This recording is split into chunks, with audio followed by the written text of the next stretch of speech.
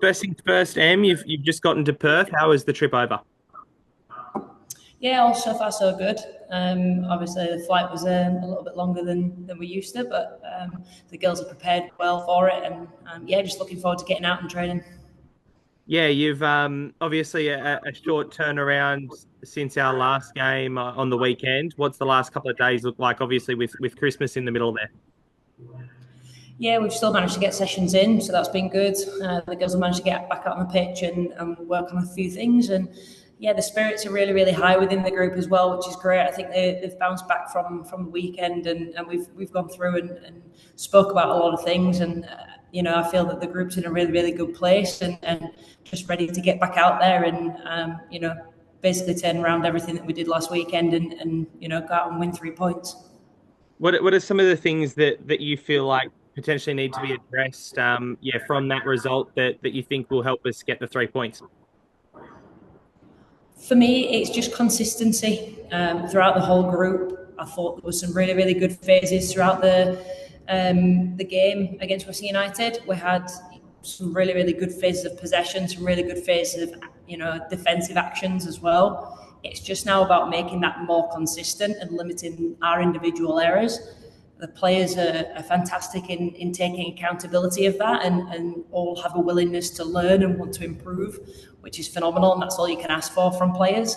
So I feel that, yeah, they're in a really, really good place to go on and, I continue to build on a relatively good start to the season. Over in Perth, the first time we've played them this season tomorrow. What do you expect from them? And I guess, yeah, what have you made of their season so far? Similar to us in a few senses. Can't really string multiple results together. I think their fixture list might have been slightly easier than ours. But yeah, like they've got a bit of threat going forward. So that's something we're going to have to be aware of. But yeah, I think it'll be a good battle and one that, like I said, the girls are really up for it and just ready and raring to go.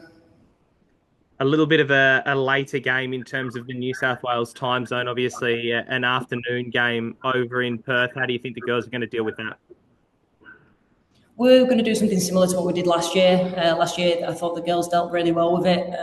We scheduled different things in throughout the day just to keep them awake and to obviously keep them engaged and make sure that the actual day itself doesn't feel too long as well.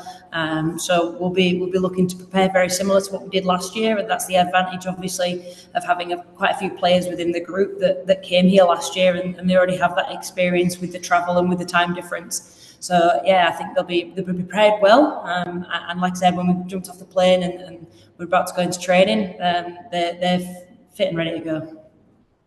And last one, so far this season, a lot of our exciting young, talented players have really stepped up in key moments, and even against Western, it was Razzie that got on the score sheet.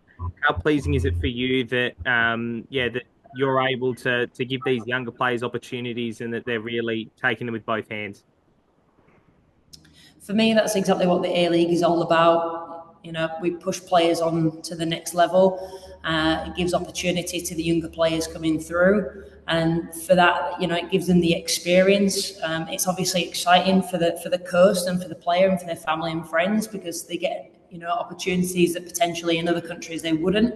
Just because of the number of Australians that are playing overseas, it gives us the ability to give these younger players the opportunities. And when you have players like Razzie and Peter and Tiana who step up and take the opportunity with both hands, that's all you ask from them. And obviously then it encourages you to continue to give them those opportunities, and there's still a willingness to learn and want to improve, and they'll go really far in their careers if they continue on that path.